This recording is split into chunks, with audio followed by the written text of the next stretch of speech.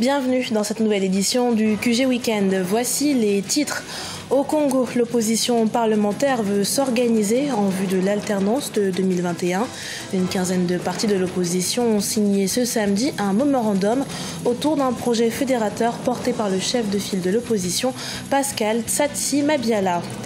Les autorités camerounaises ambitionnent de poursuivre l'urbanisation de la ville de Douala. Pour ce faire, une société métropolitaine d'investissement de la ville a été mise sur pied. Objectif, lever un volume global de financement de 1400 milliards de francs CFA.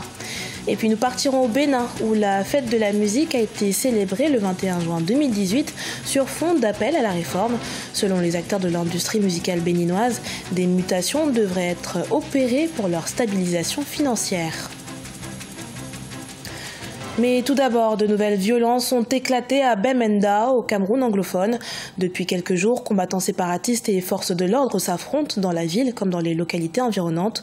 Selon les dernières informations, plusieurs pertes en vie humaine seraient à déplorer du côté des indépendantistes et chez les forces de l'ordre.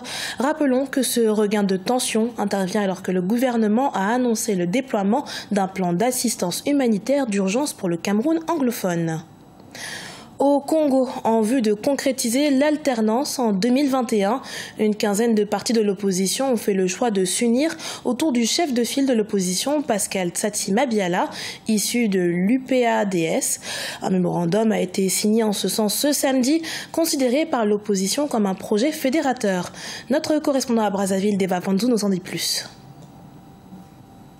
10 partis politiques, dits de l'opposition, ayant reconnu le chef de file de l'opposition congolaise, Pascal Tsatsi Mabiala, et premier secrétaire de l'Union panafricaine pour la démocratie sociale, ont signé ce samedi 23 juin 2018 au Palais des Congrès de Brazzaville un mémorandum qui définit les actions qu'ils devront mener ensemble. L'UDH Yuki, par ma voix, s'engage à vos côtés pour une opposition politique qui privilégiera l'unité et la concorde nationale. Je me tiens par devant cette tribune, au nom de tous ces partis ici représentés, pour sceller l'alliance d'une nouvelle ère politique qui s'ouvre à l'opposition après une longue hibernation qui a laissé place au doute et parfois au renoncement. Le chef de file de l'opposition doit son statut à la victoire de son parti aux dernières législatives de juillet 2017 pour avoir obtenu le plus grand nombre de sièges à l'Assemblée nationale. Sans surprise, il n'est pas reconnu par une frange qui se considère comme étant la véritable opposition.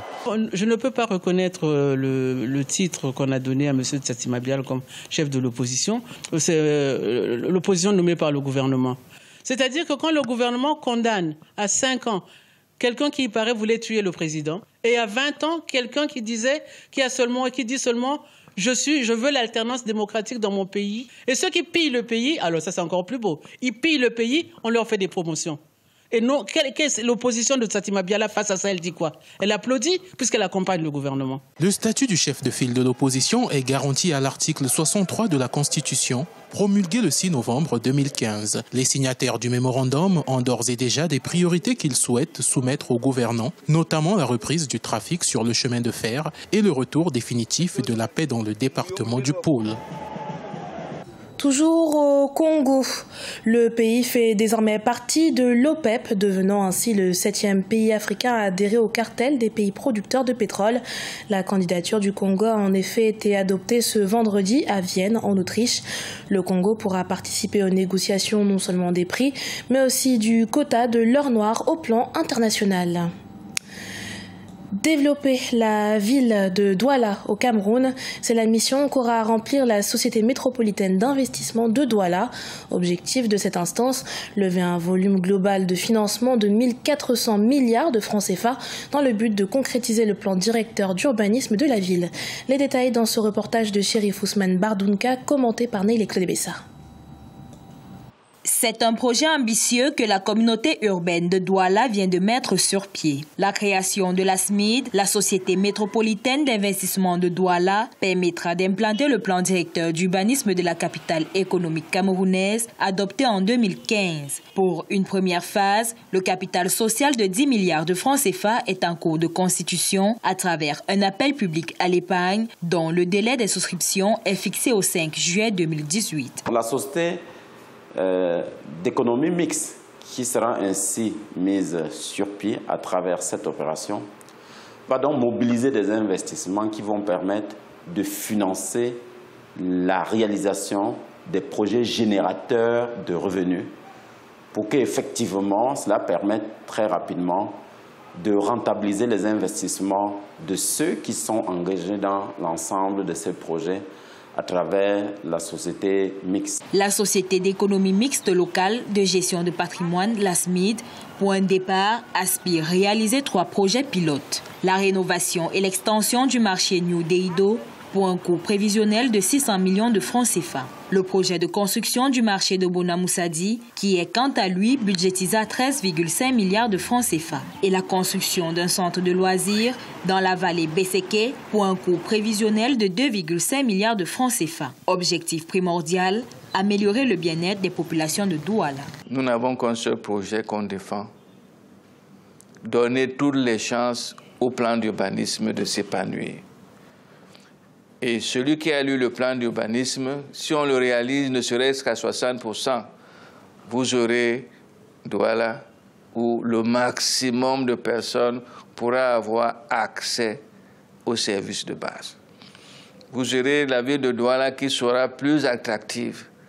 Nous avons choisi l'appel public à épargne pour que, au fait, même si la société est privée, qu'elle tire toute sa légitimité des populations du secteur privé. La SMID ambitionne de lever un volume global de financement de 1 400 milliards de francs CFA. Un budget qui servira à la construction d'infrastructures telles que la gare routière multimodale de Bonabéry, la forêt urbaine, le parc des expositions de Douala, des marchés modernes, le centre international des conférences de Douala et bien d'autres infrastructures novatrices.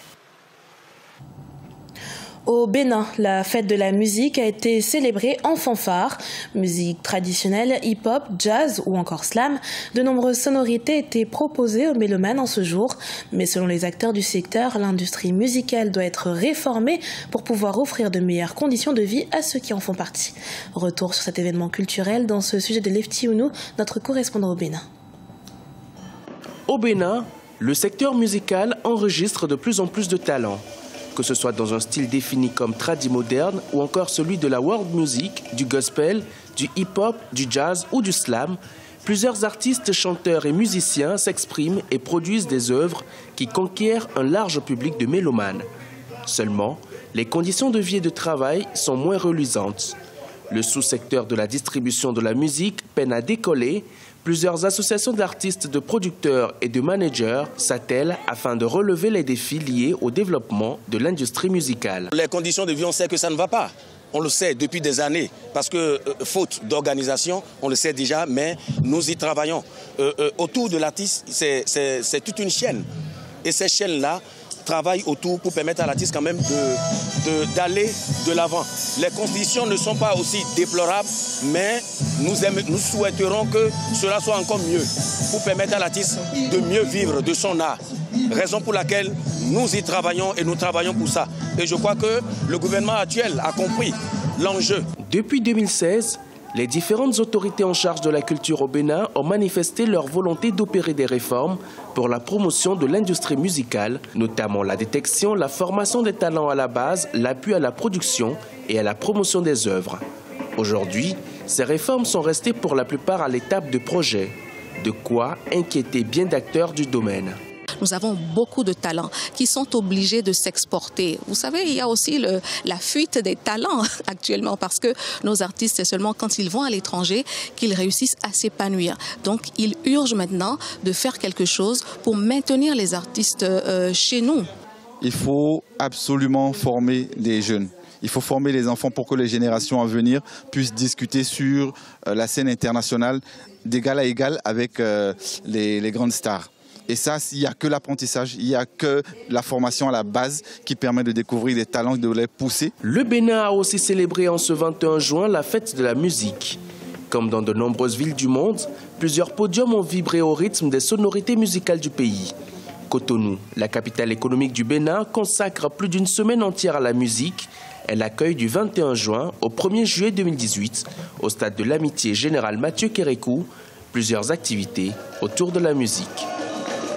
Ce journal a été préparé par l'ensemble de la rédaction. Merci de votre fidélité. Dans un instant, une nouvelle édition de l'actualité sur Africa 24.